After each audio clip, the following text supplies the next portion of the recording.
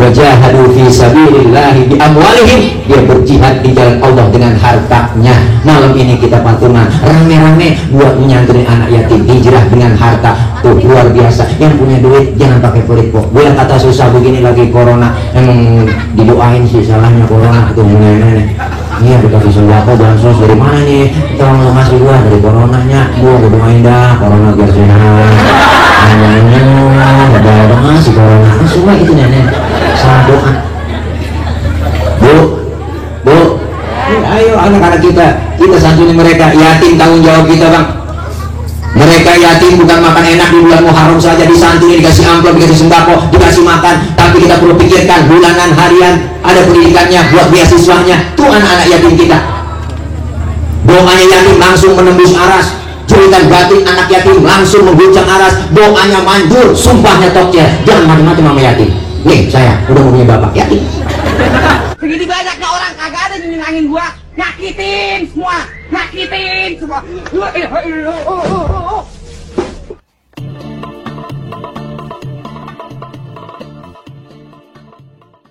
Di bulan Muharram kita diajarkan hijrahnya Nabi dari Mekah ke Madinah.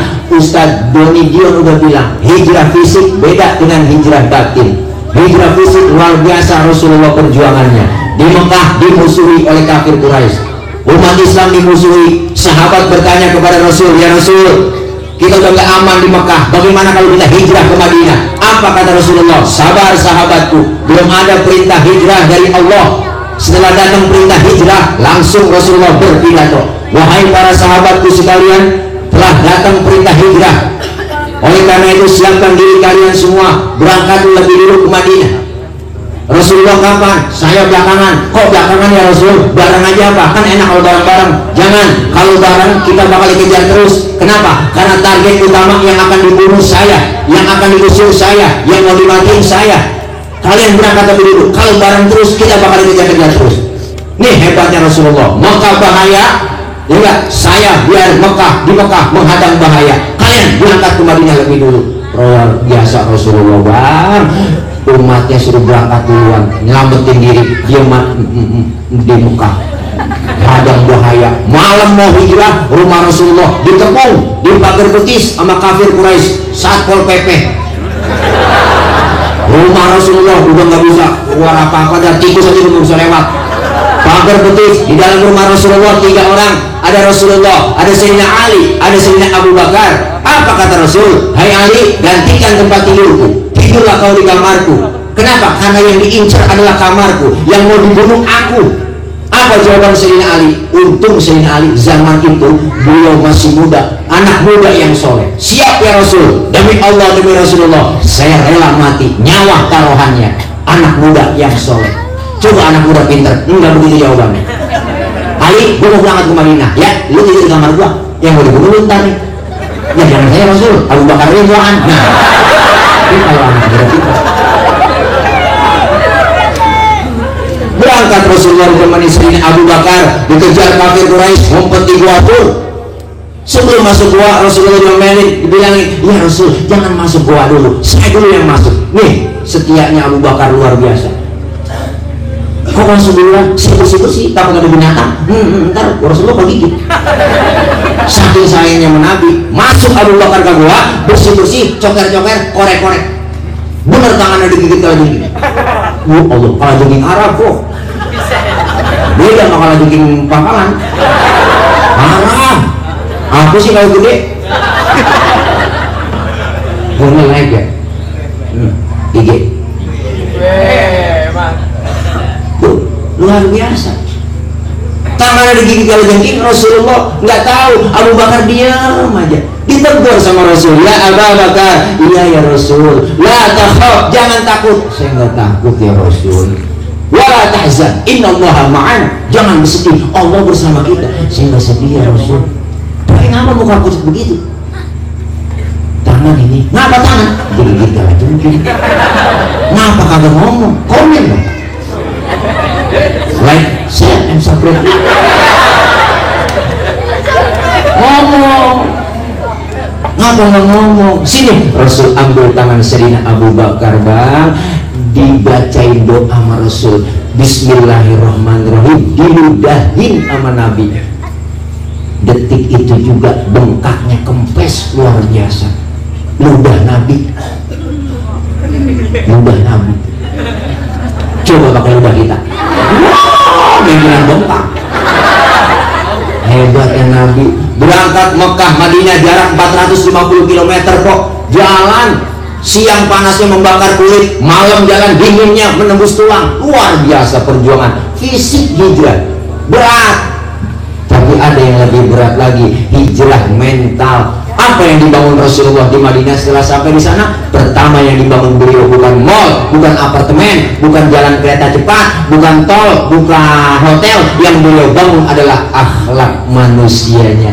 Kalau akhlak manusianya dibangun, insya Allah negeri kita aman. Dimulai dari mana dibangunnya? Tidak lain adalah pondok pesantren, majelis taklim, pendidikan agama. Insya Allah anak ditanemin agama, dia bekalnya banyak dan cukup. Insya Allah manfaat buat orang banyak. Alhamdulillah, alhamdulillah.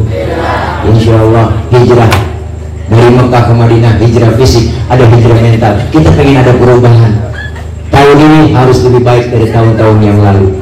Apalagi kata Allah, wajahadu fi sabilillahi bi amwalihim, dia berjihad di jalan Allah dengan hartanya. Malam ini kita patungan rame-rame buat menyantunin anak yatim, hijrah dengan harta.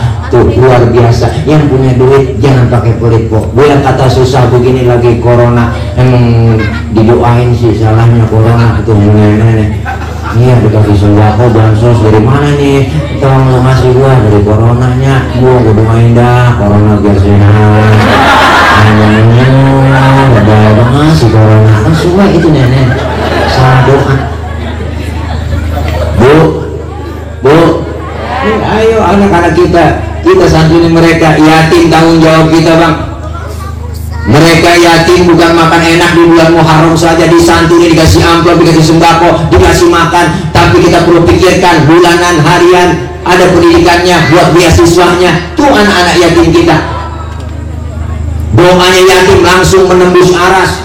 Jeritan batin anak yatim langsung mengguncang aras. Doanya manjur, sumpahnya tokcer. Jangan macam-macam sama yatim. Nih saya udah mau punya bapak yatim.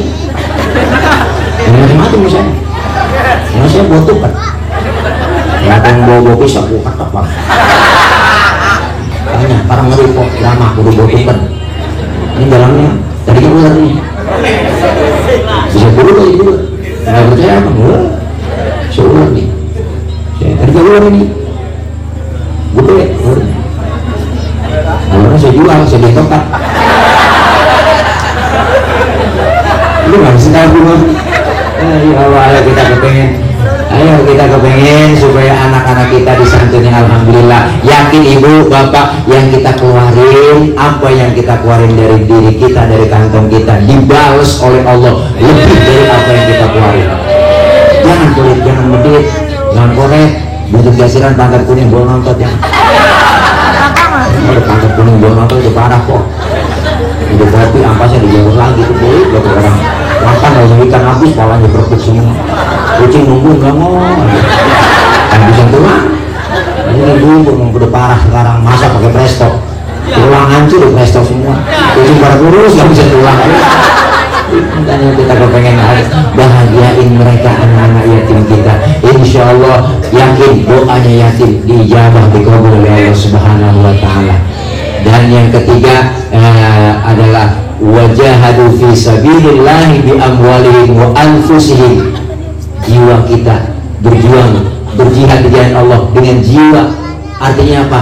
Guru-guru kita yang ngajar di pondok pesantren, yang ngajar di madrasah, mereka berjuang dengan jiwanya, dengan ilmunya. Ayo kita sama-sama berjuang buat anak-anak kita, anak didik kita. Insya Allah guru nggak ada bekasnya. Guru nggak ada bekasnya. Maka ada istilah guru adalah pahlawan tanpa jasa. Itu salah. Guru itu pahlawan tanpa tanda. Ada tandanya. Tanpa tanda jasa. Jangan tanpa jasa. Salah. Jasanya guru luar biasa. Guru yang membimbing kita. Guru, kalau bukan karena guru, ya Allah, kita apa artinya? Makanya guru itu ngasih syafaat buat kita. pertolongan buat kita di dunia, insya Allah di akhirat juga kumpul bareng bersama guru-guru kita. Mudah-mudahan kita semuanya almarhum ma'aman ahabba, kita dikumpulin bersama orang yang kita demenin. Amin ya rabbal alamin. Wah, udah setengah satu kok, dan jam 12 seperempat. Inilah ceramah terpanjang sedunia. Alhamdulillah, ceramah ini kalau udah hitung-hitung ganti hari ini udah. Wah, ceramah terpanjang nih dari hari Sabtu ke hari Minggu. Yang nanti kalau udah ganti hari kita ini aja barangkali dengan saya sampaikan kalau malam nggak pergi berpati aja tadi mungkin kita baru makan aja sebelum kopi doang yang dilapan belum keburu dah aja yang ya dah yang saya kapan-kapan nih kalau masih penasaran yang undang lagi ya kalau udah kapok jangan diundang lagi punya aja yang nggak doain saya juga biar sehat semuanya saya doain biar kesehatan dijauhin dari bala Allah jauh dari musibah Allah jauh dari penyakit Allah jauh dari corona mudah-mudahan corona jadi merah jauh dah duluan jangan ada di kampung kita jangan ada di negeri kita amin. Alhamdulillah tapi saya 2 hari yang lalu sudah melakukan rapid test udah swab juga udah alhamdulillah dapat surat dari dokter saya dinyatakan negatif alhamdulillah maka besok pagi jam 8 saya harus sudah berangkat di Bandara Soekarno Hatta mau berangkat jam 8:30 pesawat take off langsung menuju ke Malaysia 2 hari di Malaysia yang nanti Upin Ipin itu aja.